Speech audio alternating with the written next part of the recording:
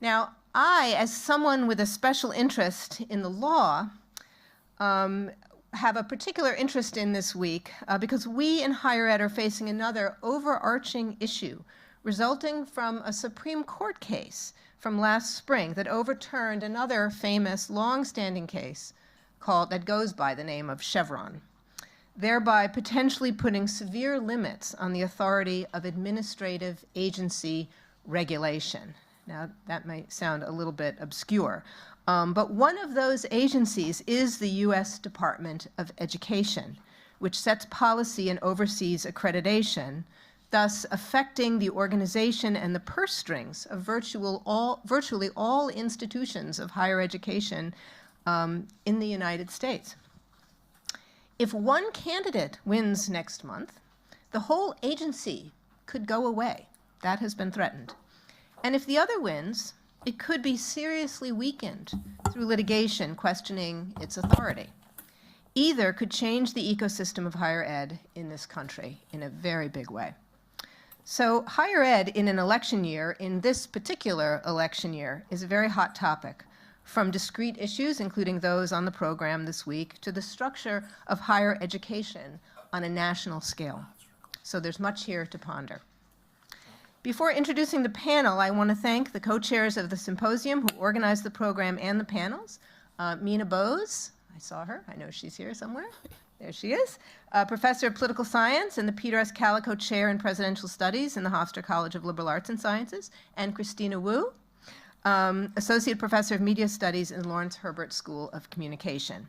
And a very, very big thank you to the Executive Director. I had originally actually put in here the goddess of the Cultural Center, Athleen Collins, and her staff, Carol Mallison and Janine Rinaldi, for their tireless planning efforts to get us all organized and actually make this symposium happen. This morning's first panel addresses the critical issue of climate change, and particularly wind energy, which will fall to the next generation, unfortunately, that's all of you, to deal with and hopefully to solve, thus making your education that much more important. So with that, I want to thank our panelists, particularly George Paval and Richard Kessel, and Adrian Esposito. Yes? No, you were on here. I didn't know you were here. I did a stealth arrival. Good. Okay. Glad you're here. And all of you for taking the time from your very busy schedules to share your expertise with us at Hofstra this morning. And of course, thank you to Professor Scott Brinton for sharing your insights from the journalism perspective. The moderator of this esteemed panel will be Dr. Krista Farmer, Professor of Geology, Environment, and Sustainability. Thank you. Good morning. Thank you, President Poser, for introducing the whole symposium and highlighting some of the other events this week.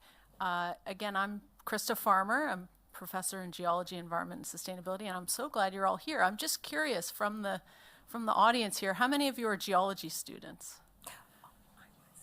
Environmental geology? Come on, there's a bunch of you. What about sustainability? We have a bunch of sustainability, right? Yeah. And what about journalism? Couple more. Yep. All right. And public relations? What am I missing? What are the rest of you studying? Political science. Political science. Okay. Good one. Thank you. That was me. What else? Anything else? Me too. Well, I'm glad you're all here to talk about offshore wind energy policy with our panel today. I probably don't need to remind everyone why climate change is something that we're worried about. The whole recent worsening of wildfires and heat waves and flooding and all of that probably is enough of a reminder. But in my estimation, there's a bunch of other reasons we should worry about a big energy transition, one of which is that eventually we will run out of fossil fuels. There's only a finite amount. They take a long time to make. So I feel like we might as well make that transition now and save some of those resources for applications that aren't replaceable. But anyway, there was an interesting panel on energy last Wednesday in the Hofstra Czar Business School that had a really interesting summary in the Hofstra Today, if you haven't seen it. And I'll just read you a couple quotes that I think set the stage for what we're talking about today.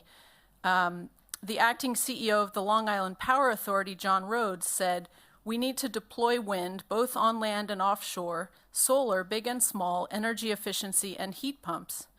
And another quote from the president and CEO of the New York Power Authority, Justin Driscoll, added, "Offshore wind and grid enhancements are critical to transitioning New York City away from its reliance on fossil fuels."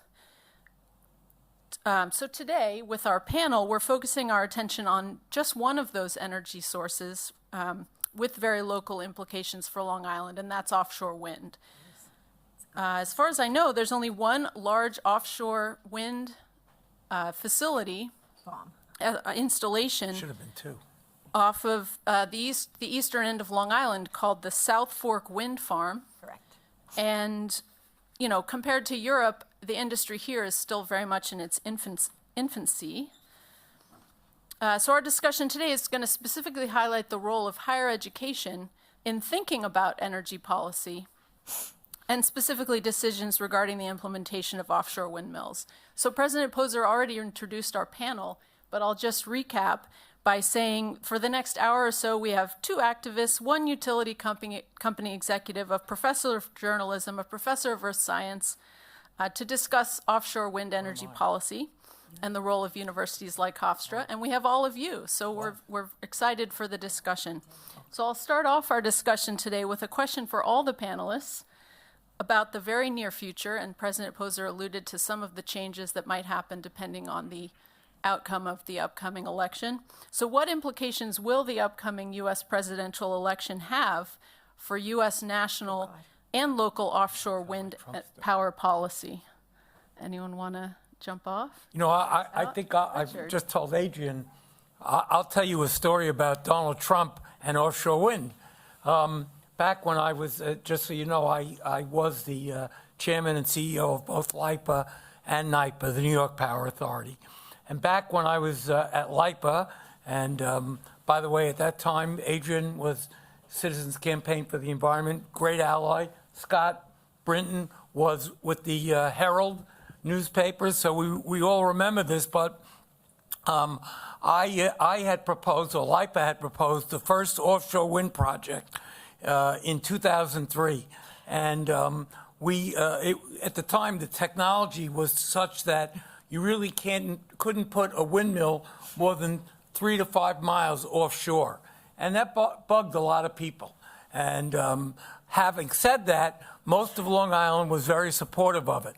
At the time, Donald Trump was a real estate magnate, mostly in New York City, but had decided he wanted to build a facility, catering hall at Jones Beach called Trump on the Ocean. Yep. And thus, he very much was one of our biggest opponents of offshore wind out in the sea. So anyway, he was opposed to it. He fought it. He hired a couple of public relations people to oppose it. One day he called me up and he said, you know, I need help with the electric rates that I'm being charged to construct this catering hall, which, by the way, was never built in the end. He withdrew the proposal.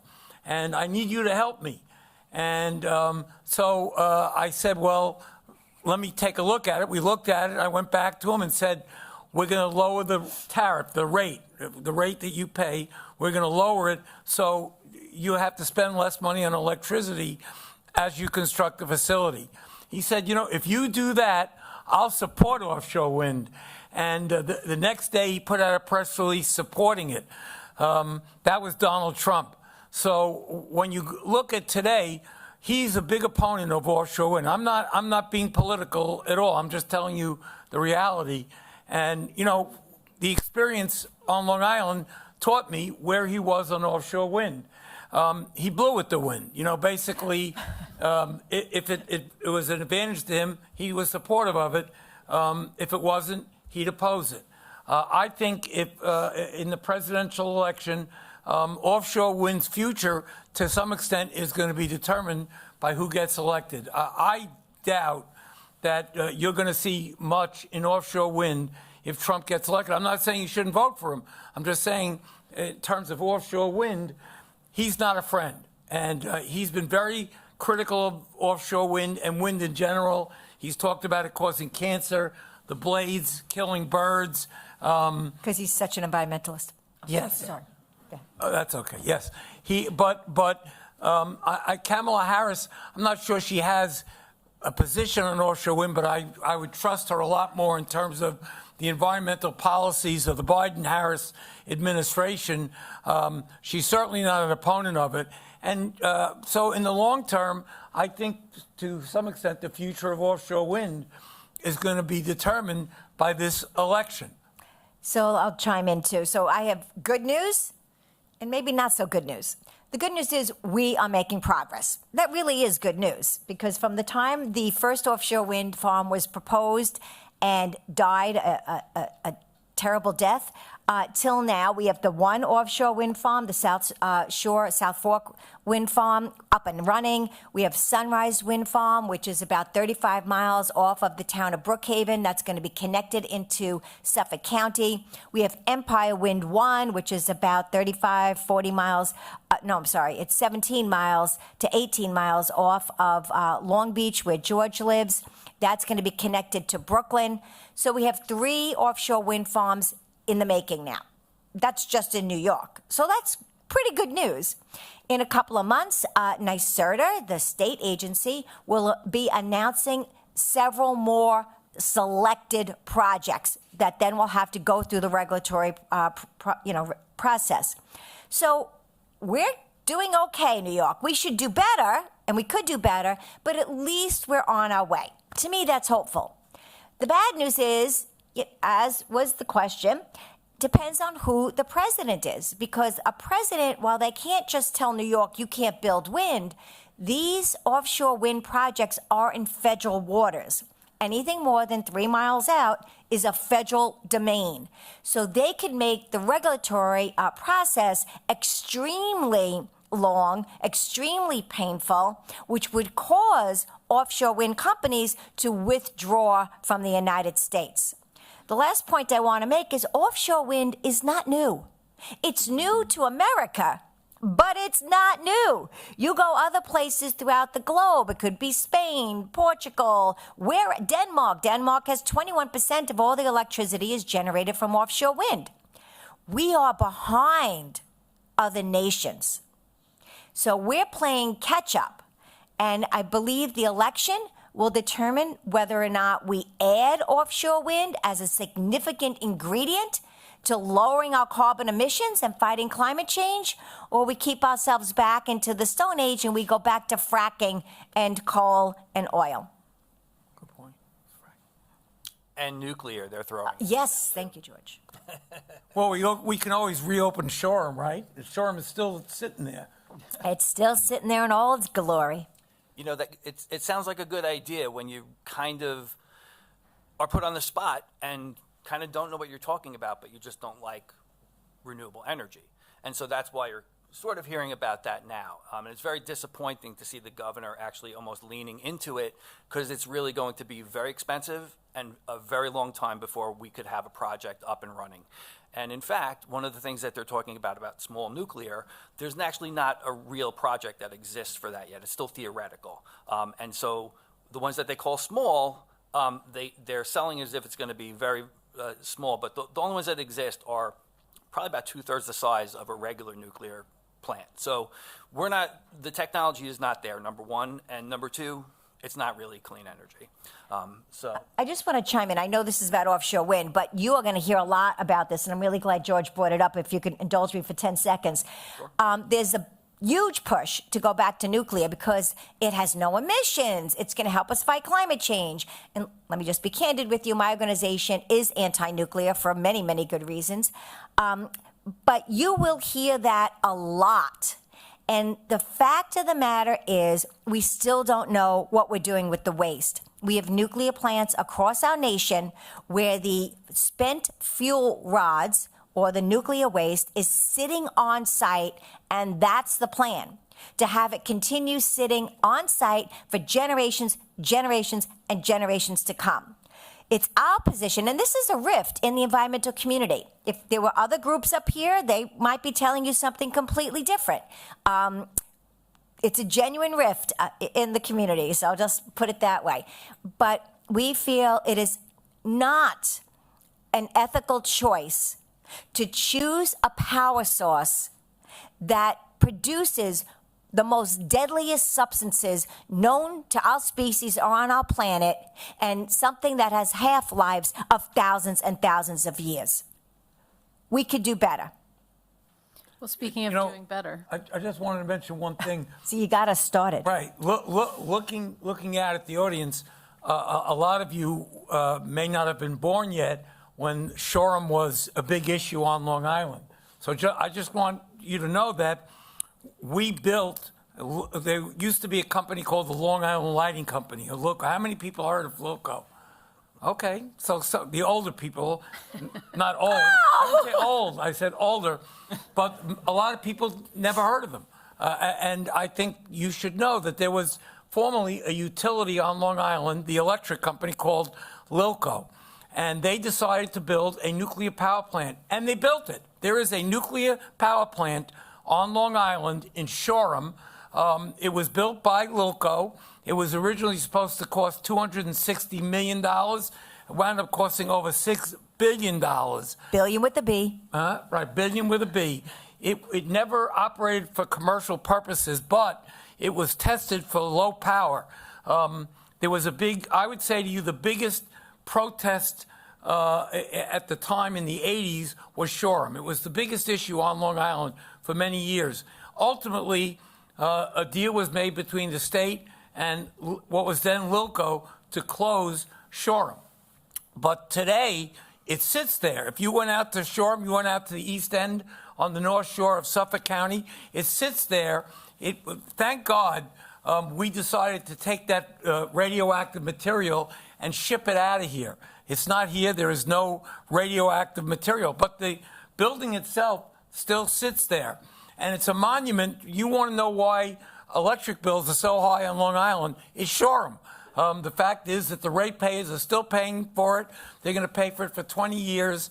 But we don't have the headache of having the radioactivity out here because we shipped out the fuel. We actually had to pay another utility $65 million to take the fuel to put it in their nuclear power plant. We got rid of it.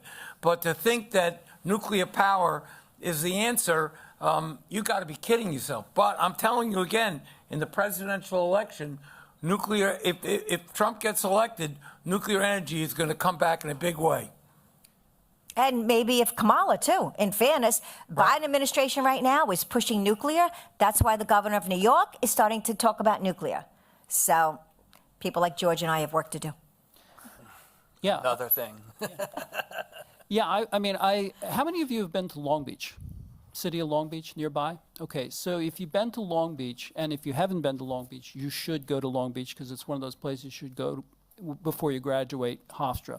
But you'll know that the wind never stops there. I lived there for 6 years before moving to Merrick, where Richie lives, and the wind never stops. So we live in what's been oftentimes referred to as the Saudi Arabia of wind. And yet we have all of 17 wind turbines off of our coast. So yes, we built a wind farm, but in total there are 17 turbines.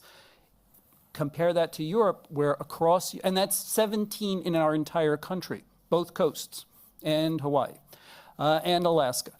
Take all those places together, we have 17 turbines. Europe has 3,600. So we are incredibly, from an energy standpoint, far behind. Now, why does that matter to you? Because, of course, Europe is now producing almost 20% of its electricity from wind. And that's an amazing figure if you think about it.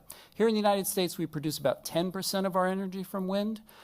So most of it's land-based, almost all of it. 99% of it is all land-based wind.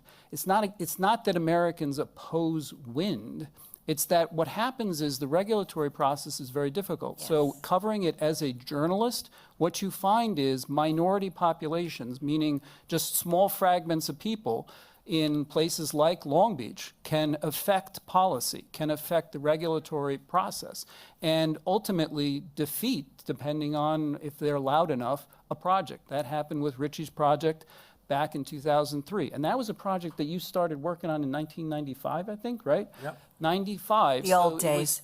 yeah, it was 8 years in the planning process before it was even proposed. And then, lots of support. Polling, News 12 polling showed 80% of support across Long Island for the project. It would have raised people's electric bills by about $2.50 a month, which is virtually nothing. And so people supported the idea of it. Now, you can imagine if we at Long Island, and there was a whole plan to build the windmills right in, in the kind of the Farmingdale 110 corridor, right? Am I getting that right? Yeah, if I remember correctly. And we would have had a manufacturing industry here on Long Island that would have been a sustainable manufacturing industry. And instead, all of that got killed. And now the sort of the countries that have really taken the lead have been the Nordic countries, in particular Norway. So the company that is building Empire Wind 2 and other farms in our area is Ørsted, which is a Norwegian country. Which is Norwegian country. It's a Norwegian company.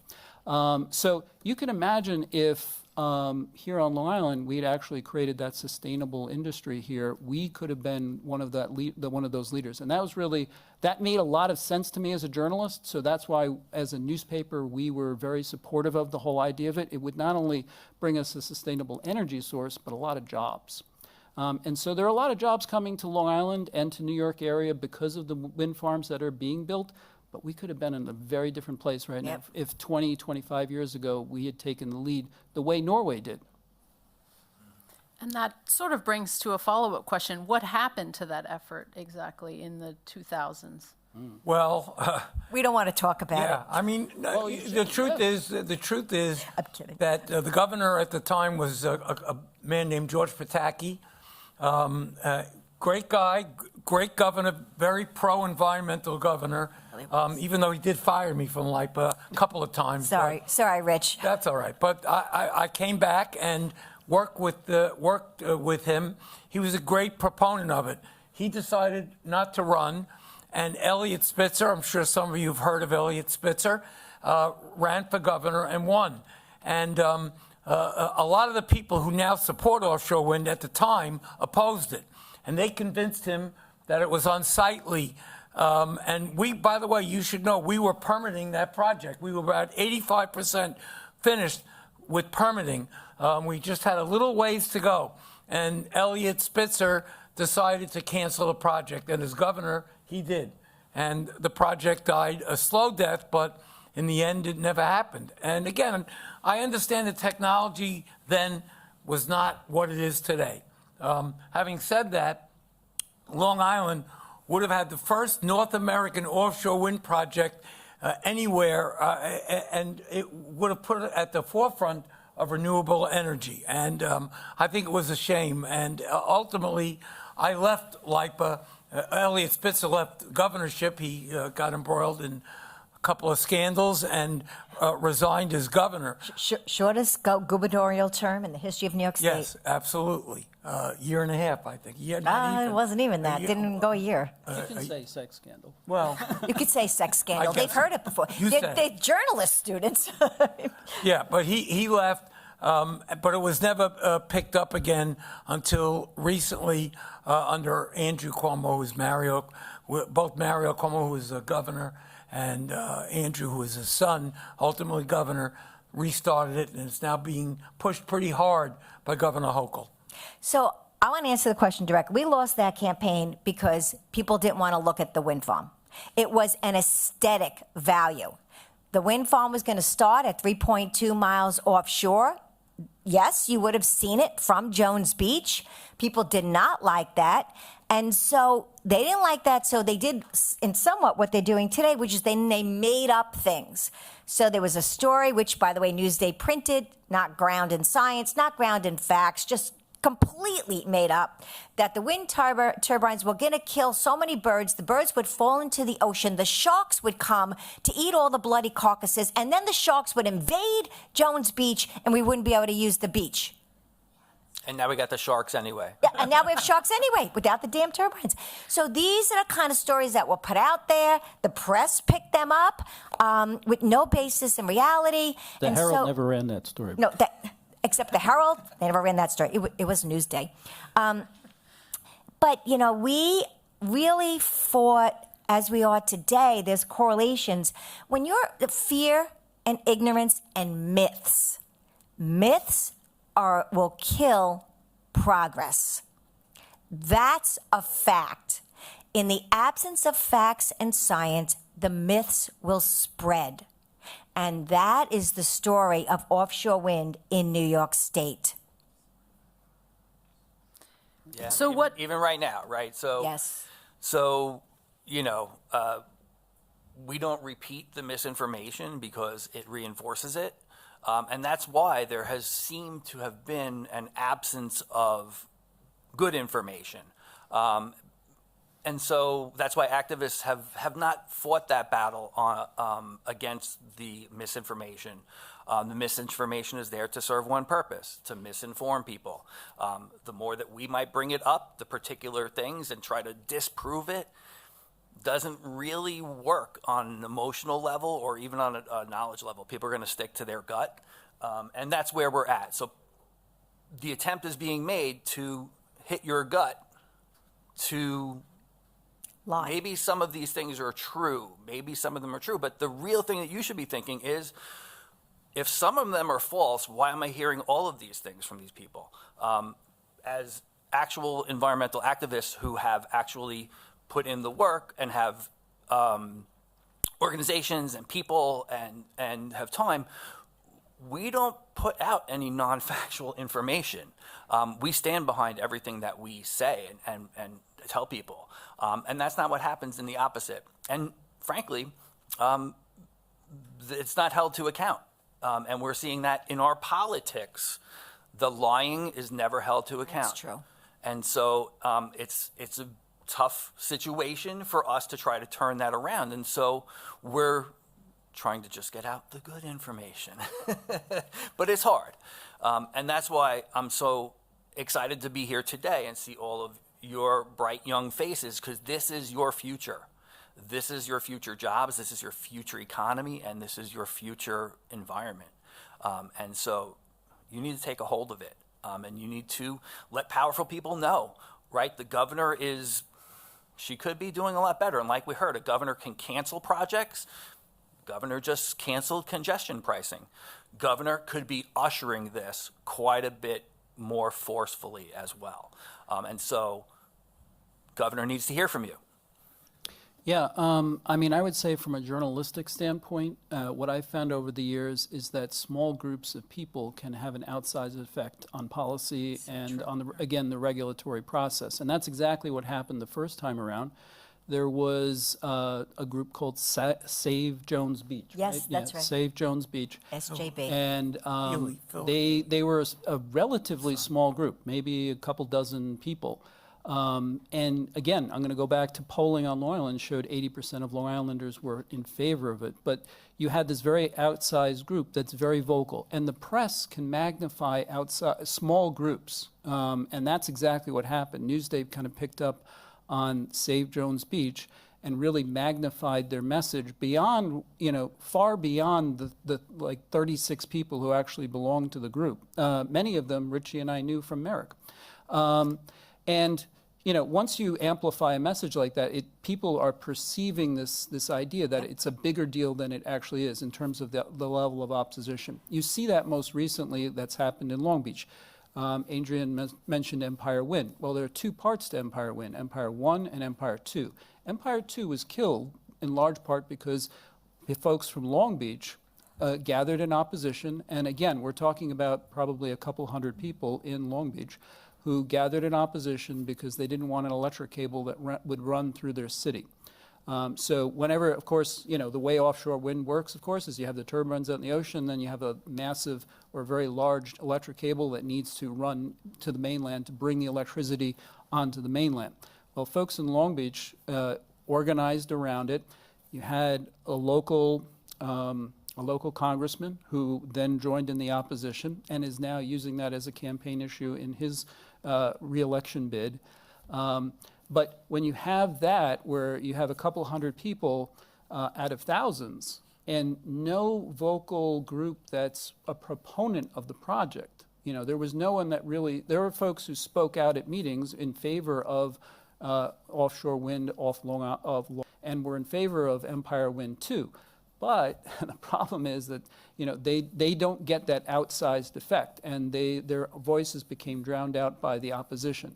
And so it's very important. I believe that universities can play a very important role here by doing things like offering op-eds to a newsday. So if you're a student of geology or sustainability, you have the ability to write an op-ed or a letter to the editor to a newsday.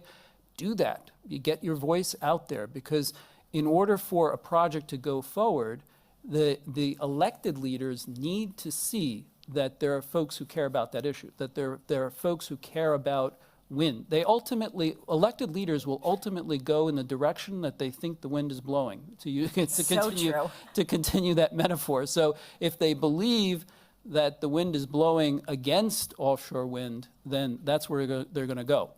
And so, yeah, you definitely have a role to play as students. So we have to talk about this for a second. I want you to understand this is a perfect example, whether you're a science major, a political science major, public relations, journalism, this is a perfect example.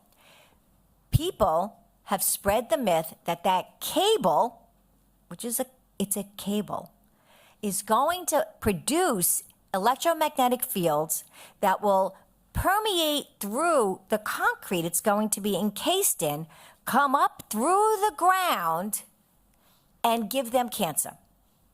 So their argument is this cable connection from this offshore wind farm is going to cause cancer. I've been at every public hearing. A woman stood up and said, you will cause pregnant women to lose their babies. I said, we have cables now. They looked. I said, well, when you plug in your computer and turn on the TV and turn on the air conditioner, you get electricity. Yeah, but it's not from cables.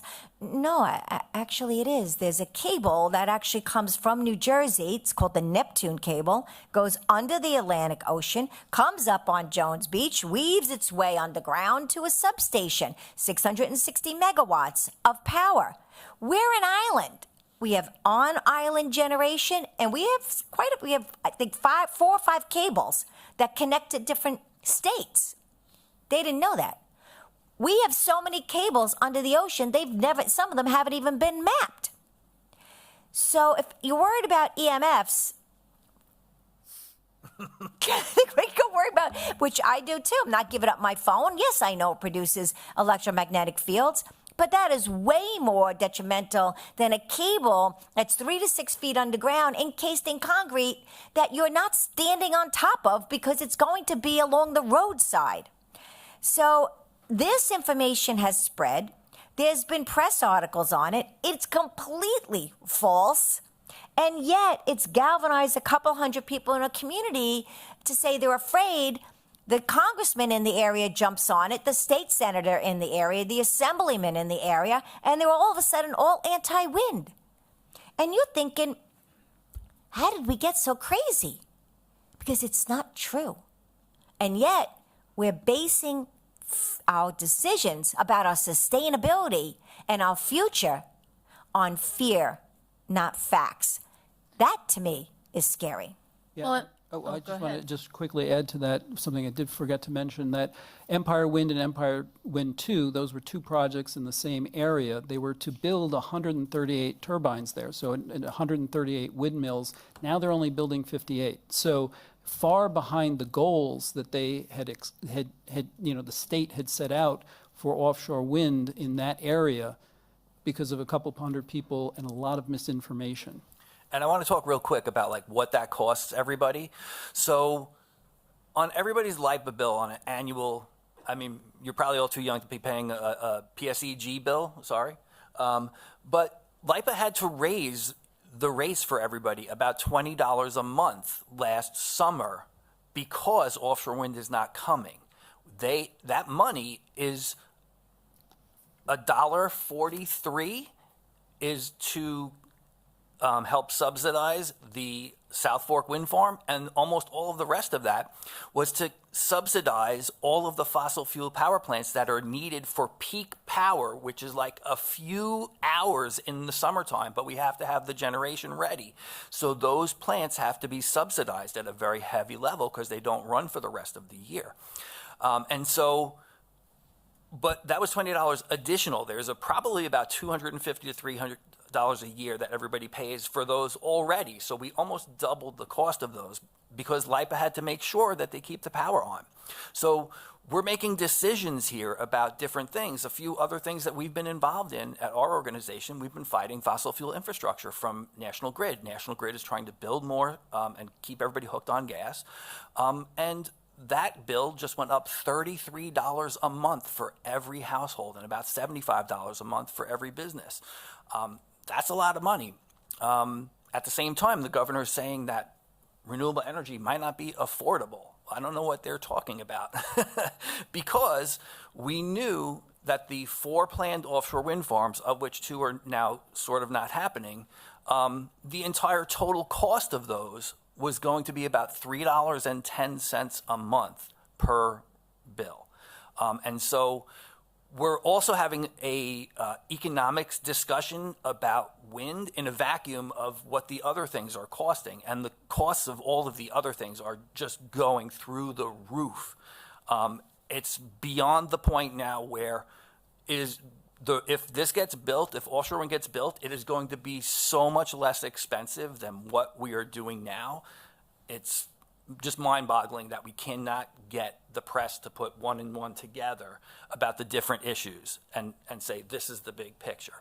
I think that's something that people lose out on, right? We're hearing it's going to cost billions to build it. Okay, but there's a levelized cost of energy that's produced, and that's what we need to look at. What's the actual cost for the energy that we get? And just another way to say it, you know what's going to raise your rates, cost of living? Staying addicted to fossil fuels. That's what's going to raise cost of energy, cost of heating your home, cost of fueling your car, the cost of food because it's related to transportation, cost of all the goods. It's staying addicted to fossil fuels. If you ever look at the cost of oil on a chart, it looks like a heart attack patient. It's up and down, up and down, up and down. Cost of oil right now is down. It's down to about $70-something a barrel. A couple of months ago, it was almost brinking $90 a barrel.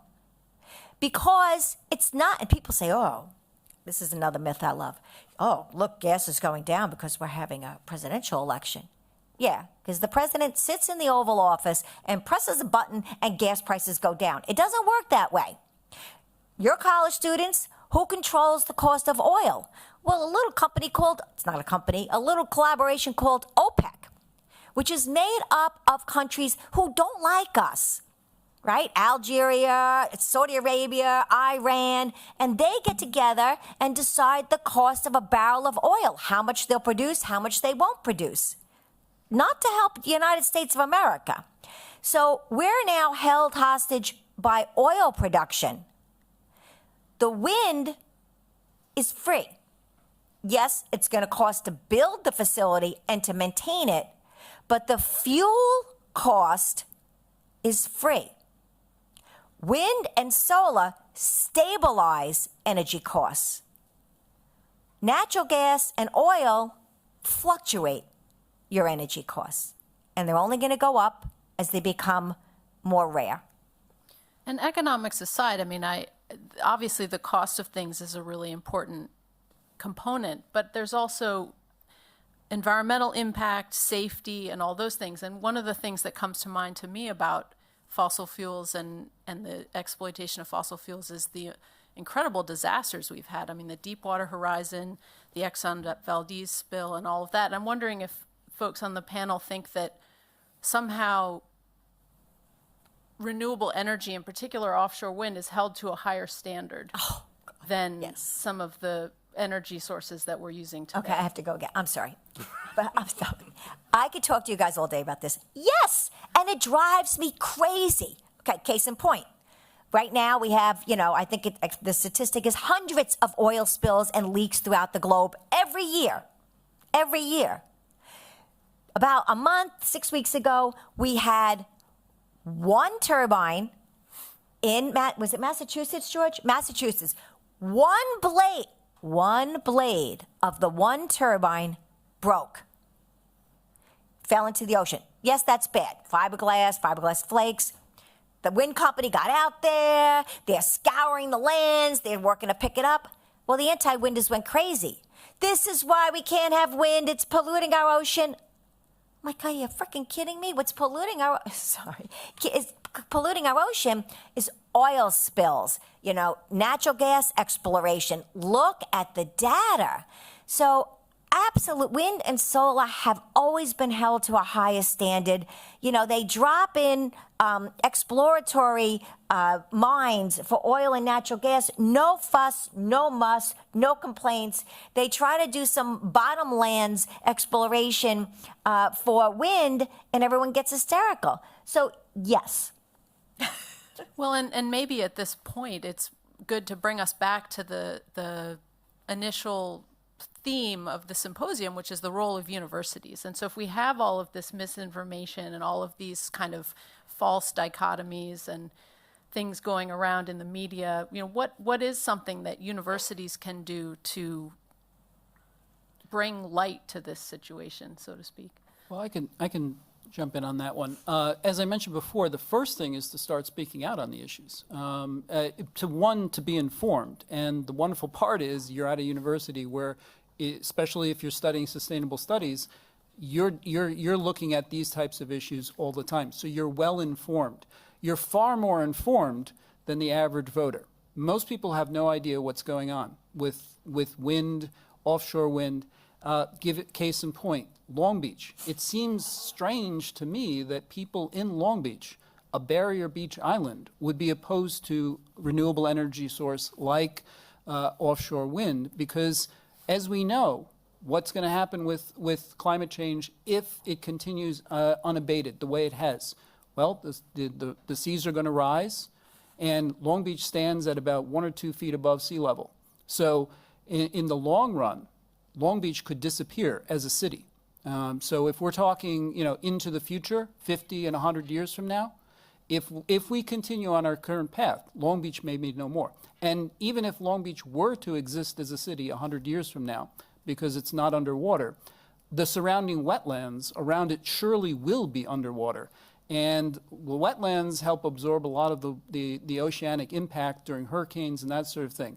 So the rest of Long Island, including where I live, which is only about 4 blocks from Merrick Bay, could either be underwater or could potentially be, impacted by hurricanes in a very big way. So it's strange to me that Long Beach, a city that was devastated by Hurricane Sandy in 2012, and when I say devastated, I don't know if anybody's visited there or lived there, but, all you saw everywhere were cars piled on top of each other and sand everywhere. And it took a good, you lived there, probably like 10 years before it really recovered fully. But people forget. And so it's important to remind people that, this is an issue that is an existential issue.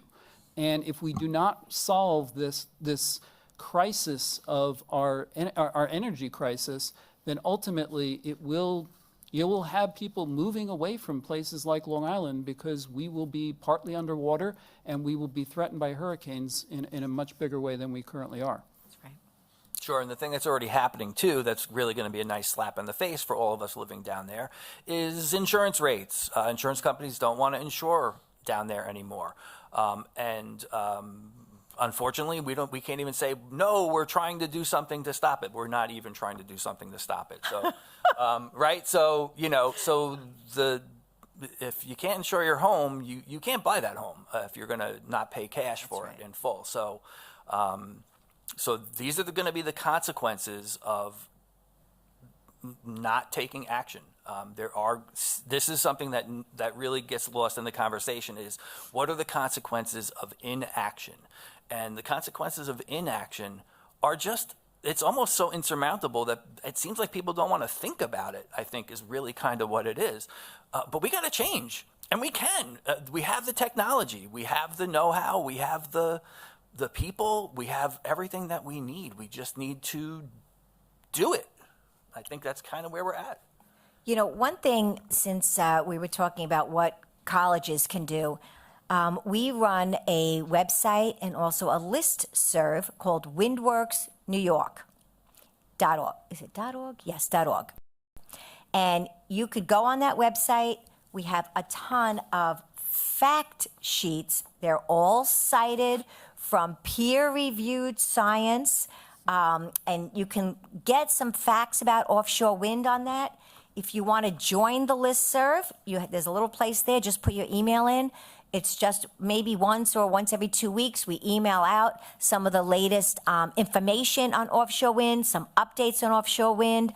We run programs, Zoom educational programs. A lot of times the offshore wind developers will do an hour education and give an update on their projects. So right now we're going to get an update soon on Sunrise Wind Farm. There's updates on some of the other energy infrastructure, transmission. So you can, do that or not, but you could at least be on the listserv so that you'll get information about public hearings, so you can show up and we can hear your voice. One of the most important things you can do is use your voice. We say get up, show up, and speak up. That makes a difference. That helps us make meaningful change. You don't have to get up and make an eloquent speech based on facts and stuff. You don't have to do that. You could get up and say 3 sentences. I'm 21. I care about the future. I want to break our addiction to fossil fuels. I want renewable energy. I care about Long Island. I'd like to stay here. There you are. You're done. You sit down. So we would encourage you to, at least be part of that listserv. And that's a great place on the website to find great fact sheets and information. And I'm going to chime in and tell you all to see my wonderful colleagues from All Our Energy in the back of the room on your way out. We have all sorts of ways that you can take action, including sending a letter to the governor and your state reps, ways that you can share with us. Just sort of what Adrian said, we're going to be doing a video series of just everyday people telling us why they like wind.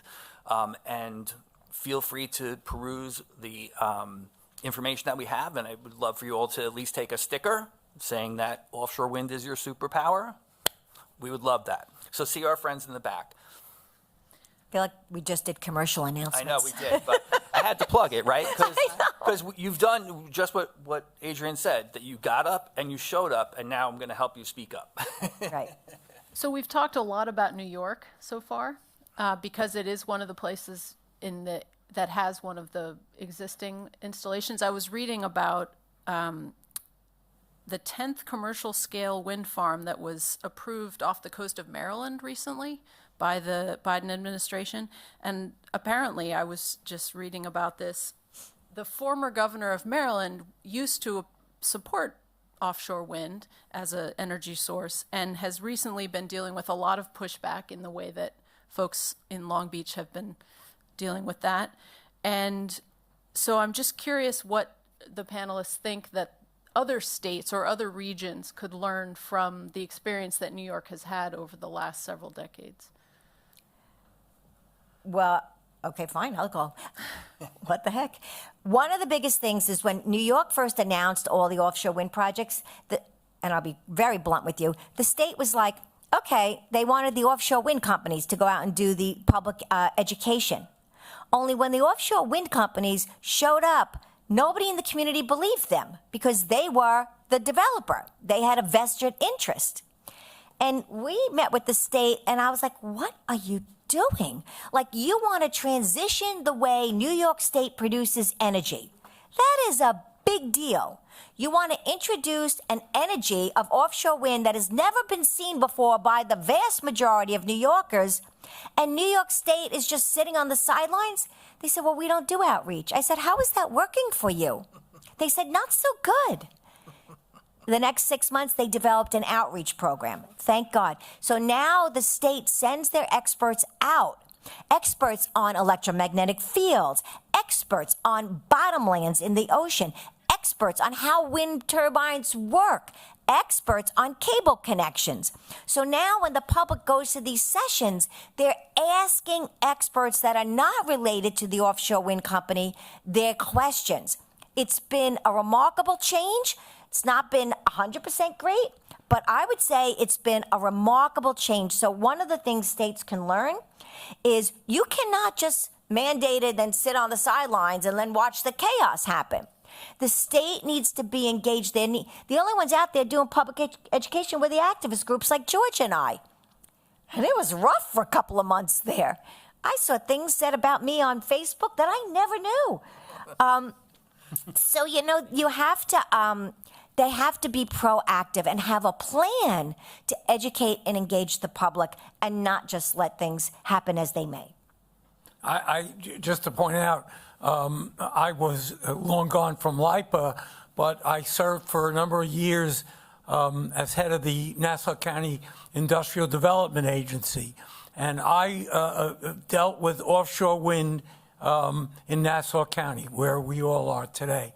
And Long Beach obviously is prime. And one of the things, and I think Adrian mentioned it, is the developers, they're the main developers all over the country, all over the world, did a very poor job in reaching out to the public. One thing you have to recognize is people are not stupid. And they don't want to be told what needs to be done. They want to be part of the solution. And I think that a couple of the offshore wind companies, I won't mention which ones, but Empire Wind was one of them, didn't do a good job. They basically said, we're going to come in here and this is what we're going to do, rather than say, we want to come in here, what should we do? And that's a big difference. And one of the problems with renewable energy in New York State, and I know because for a number of years I headed the New York State Power Authority, is, people in upstate New York, they don't want any more solar projects or wind projects, and that is because they think that, they're building all of these projects in upstate New York on farmland. It's unsightly. They don't want to do it. And, if it weren't for some of the farmers up there that want to build solar projects or wind projects on their property because they make money from it, it's a big controversy up there. So one of the things that you have to look at is, where do you want to build this stuff? I will tell you, I was part of a project to build a solar project out in Calverton, out in Suffolk County, and it was a battle. And people they don't want them anymore. And I think you have to look at one other thing. It's going to be very tough to build on land solar or wind in New York State. It's just, people just don't want it. So it really becomes offshore wind as the answer. The other thing I want to say, I think it's important, is it's not, one thing I learned in everything is the most important thing is keeping the lights on, right? When you go home, you don't think about it, do you? You turn on your TV, you turn on your computer, it goes on. If you had to think about it, we're all in big trouble. And that means that you've got to be able to convince the public that renewable energy, that the lights are going to stay on. Everything is going to work. And, there's a lot of people, and I hear it all the time, who say, the sun doesn't always shine, the wind doesn't always blow, all the time. We can't depend on it. Well, the truth of the matter is, that's a whole nother area, because if you're going to build wind and solar, you also got to build battery storage, which is critically important. And right now, everyone's afraid of building battery storage. Oh, it's going to catch fires. And yeah, there are some problems with that technology. But the way to deal with them is not to enact moratoriums. The way to deal with it is to perfect the technology. So I just think that the industry, especially the offshore wind industry, has to learn from their mistakes, that you want to push something on people, they're not going to accept it. You want to say to people, join us, let's work together, that's the way to do it. And that's why, Adrian, she was very good years ago and still is in including people. You've got to include people. You can't tell people what they want. You got to give them what they need, and that means working together. And I just don't think there's enough of that right now. Yeah, I think if you, in terms of what the state could do, I'm not sure. I do know this, that again, I'll go back to that small group of people can have an outsized effect.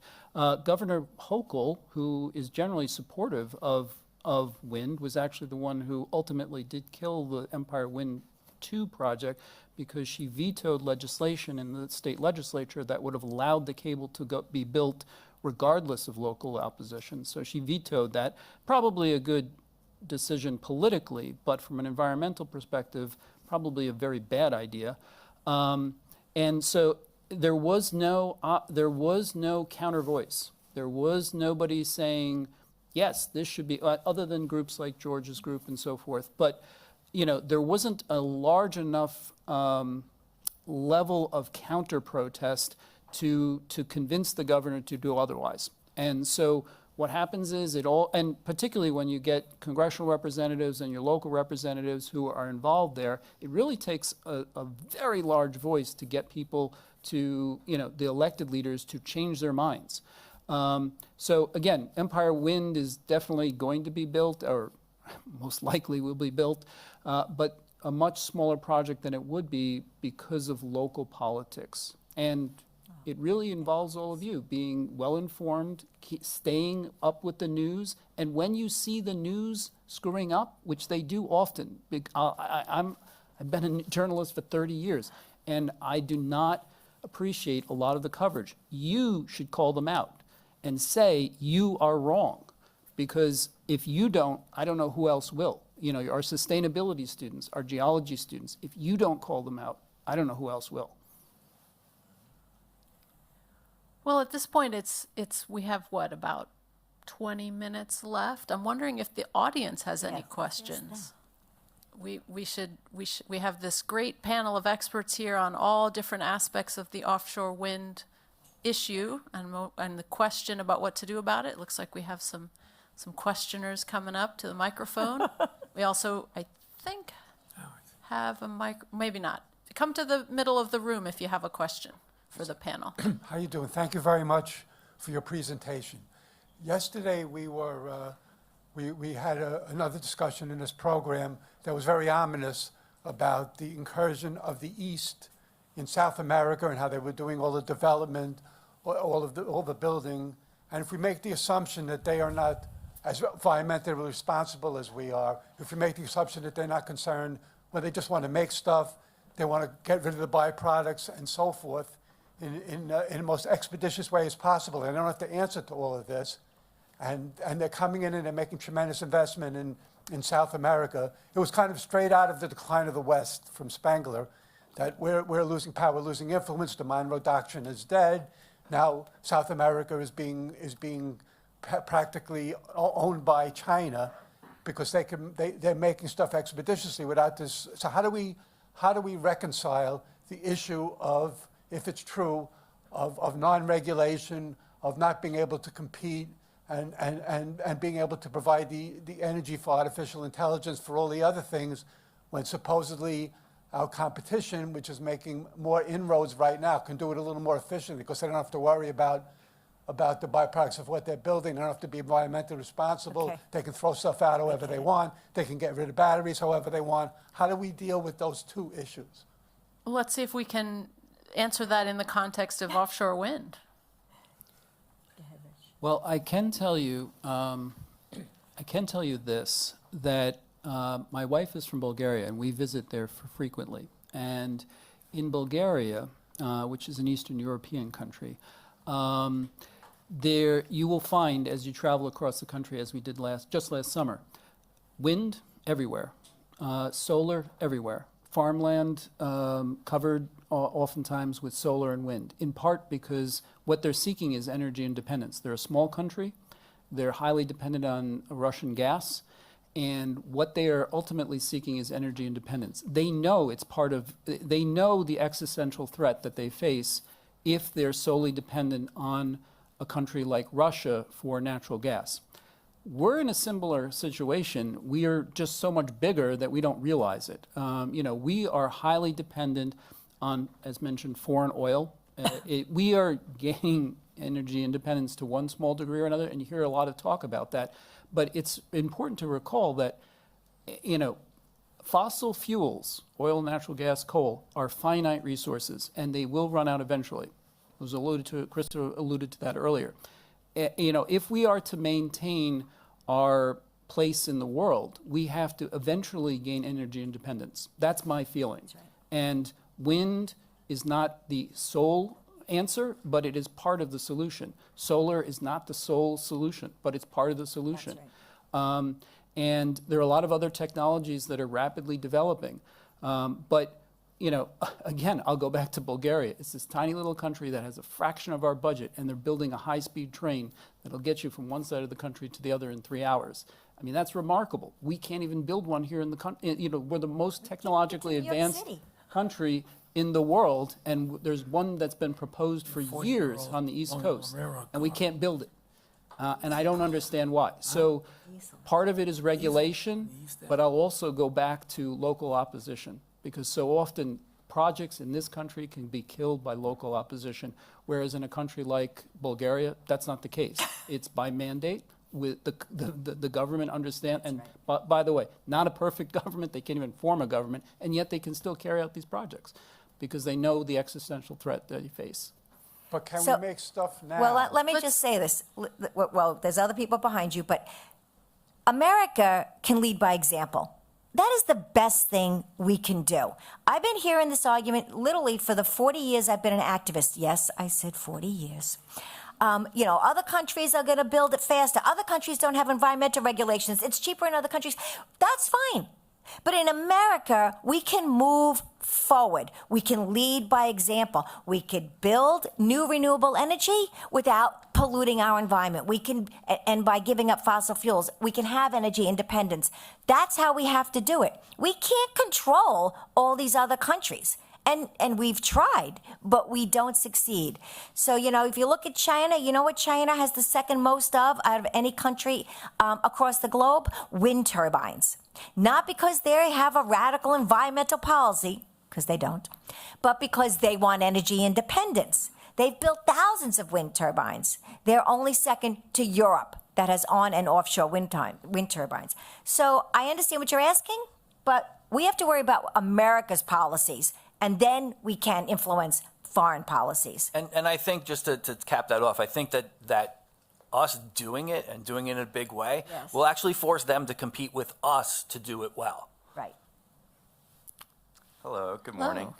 I apologize in advance if my questions come off as a little bit antagonistic, but I think... We're activists. You let it rip. Exactly. I think that this is very interesting, but... speaking as a supporter of nuclear energy and a supporter of wind energy, hearing kind of how you started and how you framed your arguments, it feels like it's a very much zero-sum game, that it's either wind and solar or nothing, or fossil fuels. We can't change anything. So my first question is, what is your vision for the percentage that a certain region or that our country can take from wind energy and solar energy? Because from my understanding, which is very limited, almost no country uses wind as a vast majority of their resource for energy. And then my second question is, how do you respond to the criticisms of offshore wind that you view as more legitimate than some of the myths that you already addressed? One being like the sight lines, that you can see the wind turbines off Jones Beach. How would you respond to someone who views that as legitimate concern? So I'll just jump on that real quick. We had a study done this previous winter of Long Island and New York State coastal residents, and over 68% are in favor of offshore wind. 75% say it will not affect their enjoyment of the view from the beach or from anywhere. and actually between completely against and somewhat against only account for about 18% of the electorate in New York. So as far as do people have to like it? I don't know. I mean, you're never going to get 100% agreement about anything. And I want to scroll back to your first question. So my problem, my organization's problem with nuclear, besides the waste, there's a finite amount of financial and attention resources. And so if it's going to take 15 to 20 years to even build the first nuclear plant, and we don't have that kind of time when we have the technology now that we know works and it's cheap. It has come down to the price where it is cheaper to build it than new fossil fuels. So we just need to scale it and we need to build it. And I think that's, our organization isn't fighting existing nuclear. There's not a lot we can do about that right now. So we still have those plants, and those are going to be around for some time, but they do cost us a lot of money. There's a New York State nuclear bailout that we're paying on our electric bill every month. I don't know what it's up to now. It was $8 a month, and it's going to. One of the reasons that we're having this nuclear discussion, I think, is because that's going to either have to be renewed or jettisoned in 2026. And we're not going to have offshore wind by then, I don't think, right? So there's a big picture problems, and we do have to solve them. And solving it is building the renewable energy that we know we can do in the most safe and effective way, and really just building it is the answer. And it will have a huge effect, I think, like I said, us doing that in a big way will force other places to do it to compete with us. Go ahead. No, I mean, I just, a couple of points, and I'm thinking about it as we're sitting here. I bet you most of you don't even know who is the Long Island Electric Company. How many people, do you know? Do you know? Does anyone know? No one even knows and that's part of the problem. Did you know that the Long Island Electric Company, which really is the Long Island Power Authority, LIPA, not PSEG, PSEG is a contractor, owns part of a nuclear power plant in upstate New York, 9 Mile 2. There still are operating nuclear power plants in New York State. But I think it's important that we all get educated about where we are and what we're living under. One of the things is, and I ask people this all the time, people don't even know who their electric company is. And that's a very important thing. The one word that I've heard today, and I agree with it, is transition. You can't just go from one thing to the other single-handedly. It's not going to work that way, We want to go all solar. Can't. We want to go all wind. You can't. The answer is you have to transition to it. No one is saying that we should just end fossil fuels tomorrow. Well, some people do, but most people don't. Having said that, you want to keep the lights on. And I've said that before. It's the most important thing to people. And when you learn how important keeping the lights on? When you lose them. During a storm or a hurricane or a major outage. And believe me, I've ran a utility several times where we had blackouts all over the country. And it's not easy. People, you go home and all of a sudden you lose your lights. What else do you lose? You lose your computers, your TVs, your stove. If it's electric, you lose everything. And it's not an easy thing to do. So you've got to be able to transition. I think you said it very well, too, which is we shouldn't be building more fossil fuel. But we're not just going to turn off the fossil fuel we have. We have to slowly transition to renewable energy. It's going to take some time. We have to be patient. We have to be smart. We have to do it in a smart way. But I think the most important thing is to be educated about energy. One of the things, and I'll say this at Hofstra. So I taught college. I taught when I first started out. I was an activist, and I taught at Brooklyn College for a number of years. And I started a course there called Consumer and Energy. And it amazes me that at colleges all over, and maybe including this one, there are no courses to teach people about energy, about consumer protection, about how to be financially secure, how to act as a consumer. The fact that most people that go to Hofstra or go to Nassau Community College, I was on the board there for 19 years, and I'm on the foundation board, and they're all great colleges. But you got to be able to educate. People have to educate themselves if they're not going to get educated about a lot of the basic things in life. And I think that that's critically important. If you don't have knowledge, you can't understand anything, and you can't be involved. You've got to learn. And I think it's very important that universities teach some of the basic issues that are out there. And that's why I'm very glad, and I commend the president of Hofstra. We've met before, and Scott and the other people for organizing a symposium like this, because it's educational. I'd like to spend 15 minutes with all you guys teaching about like just the basics about life on Long Island, like who is our electric company? What's the difference between LIPA and PSEG? What about the nuclear power plant 9 Mile 2, which we own 18% share in? What are we going to do about that? These are the basic things that we don't teach and that we need to teach in order to instruct people to make them better consumers, better people. And that, I think, is very important. That's why I think this symposium is important, because at least it's giving you some of the basic outlines of what it's all about out there. Well, just in terms of nuclear, I think it's important to remember this. I personally, this is a personal feeling, am opposed to it because of our lack of imagination. All right, so we cannot imagine this. You're talking about a technology that most of the time is very safe, but when it's not safe, it's terrible. It's catastrophic. And we've seen that. We've had incidences across the world, at least 3 or 4, in which there have been catastrophes because of nuclear.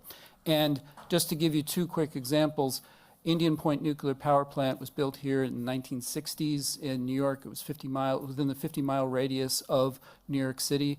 We didn't know it at the time, but it was built on fault lines. So, there were 3 fault lines that ran directly under that plant. That was our lack of imagination there. Fukushima Daiichi in Japan, 2011, catastrophe.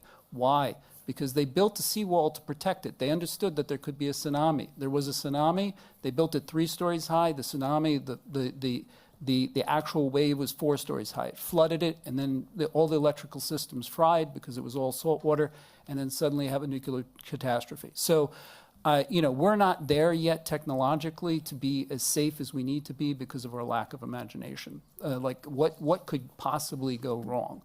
So that's my general feeling there on nuclear. So I'm going to chime in too. 2 things. One is, I want to answer your question about the view shed. The new technology in offshore wind allows them to be offshore at great distances. Sunrise Wind Farm is going to be between 30 miles and 50 miles offshore, and therefore you cannot see it from shore because it's beyond the curvature of the earth. The Empire Wind 2, which would have been built, they would not have seen. Empire Wind 1, they might see in a very clear day when the tanker ships are not lined up to go into New York City. No one can see the South Fork Wind Farm. Again, that's 35 miles offshore. So we feel like the view shed has been answered by the advancement of the technology, allowing them to be put out so far and beyond the curvature of the earth. Also, nuclear, I want to ask you, do you know what the fuel source is for nuclear power plants? I do not, no. Okay. You need to do your homework before you support something. It's uranium. Look and see, how do we get that uranium? We mine for it. Who's doing that mining? Well, candidly, it's not the Hofstra grads who are mining for the uranium, okay? It's Native Americans, it's low-income people, people who need jobs. Mining for uranium is a deadly job. How do we dispose of the waste? We don't know. We don't dispose of the waste. We keep it on site. Does it leak? You bet it leaks. It doesn't just leak in foreign areas. The fuel storage bin at Brookhaven National Laboratory in the middle of Brookhaven town for a very tiny research reactor that they had, but has since been closed. Their storage pool leaked for 18 years, and nobody knew until tritium was coming up in people's private wells and going underneath their homes. There's a lot to be worried about with nuclear power. And again, I just think we can do better. I believe we've evolved as a species and as a country, and we don't need to go back to energy of the past. But I understand, look, as I told you very candidly, there are national environmental groups that support nuclear. It is a debate within the environmental community. I'm just letting you know where we landed. Thank you for your question. Thank It's you. a good one. Thank you. Hi, thank you so much for coming to talk with us today. It was great.